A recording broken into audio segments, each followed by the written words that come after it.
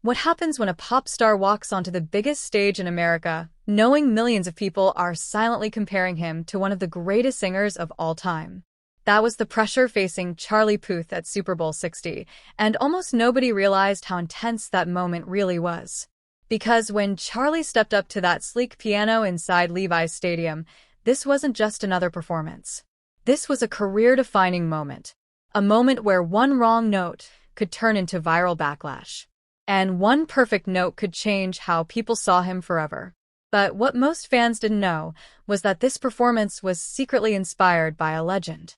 And the story behind it is way deeper than anyone expected.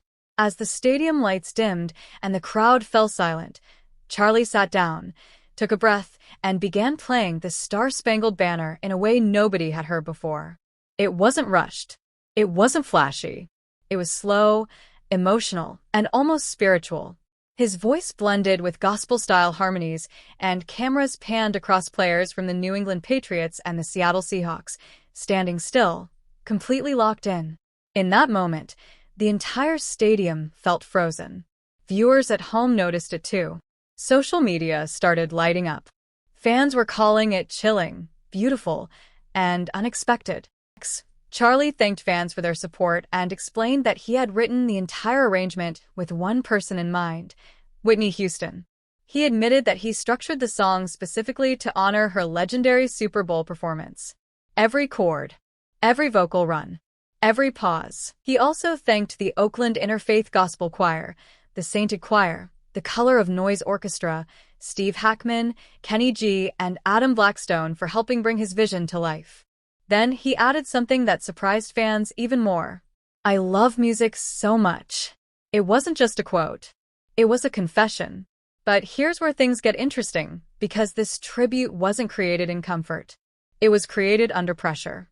Months before the Super Bowl, online critics weren't convinced Charlie was the right choice.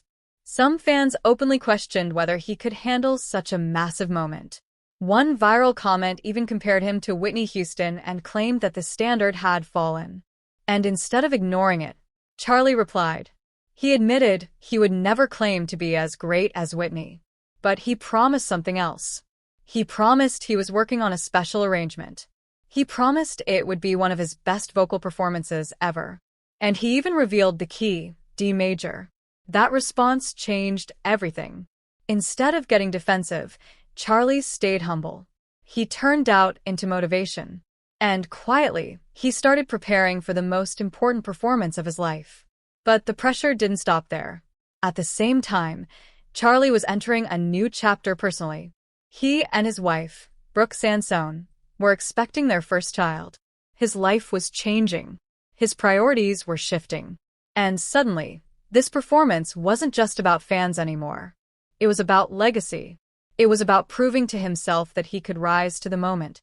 It was about showing his future child that he didn't run from fear, he faced it. And that emotion came through in every note. Meanwhile, the Super Bowl opening ceremony was packed with stars. Coco Jones delivered Lift Every Voice and Sing. Brandi Carlile performed America the Beautiful. Celebrities filled the stands. Cameras were everywhere. But somehow, Charlie's performance stood out. Not because it was loud. Not because it was dramatic. But because it felt honest. No tricks. No shortcuts. Just pure emotion and respect for the music. And when the final note faded, someone who could handle pressure.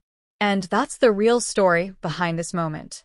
This wasn't about trying to replace Whitney Houston. It was about honoring her.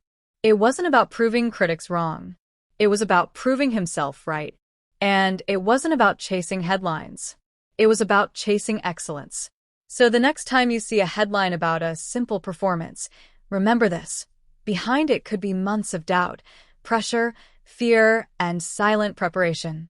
And in Charlie Puth's case, it led to one of the most meaningful moments of his career. But here's the real question. Was this just a great performance? Or was it the moment that truly redefined how people see him? Let me know what you think.